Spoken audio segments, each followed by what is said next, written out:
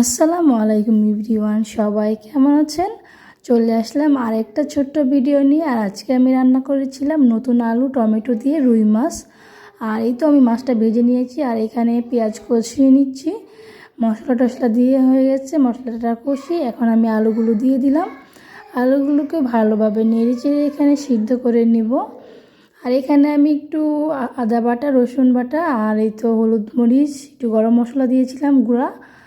হ্যাঁ, এই তো এখন আমি এটাকে ভালো করে কষিয়ে নিচ্ছি। নেওয়ার পর আমি এখানে সবুজ কাঁচা আর পাকা টমেটো দিয়ে দিচ্ছি, আর কিছু কাঁচা মরিচও এখানে দিয়ে নিব। এই তো কাঁচা মরিচও দিয়ে নিলাম, গুঁড়া মরিচও দিয়েছি এবং কিছু কাঁচা মরিচও দিলাম। কাঁচামরিচ দিয়ে আবারও ভালো করে নেড়ে চেড়ে মিশিয়ে নিচ্ছি। এখানে আমি এখনও পর্যন্ত কোনো পানি ব্যবহার করিনি। এই তো এটা কষানো হয়ে গেলে আমি এর মধ্যে পানি দিব, একটু সিদ্ধ করে নিব। আর মাছ যেহেতু ভেজে রেখেছি, মাছটা একটু পরে দেব।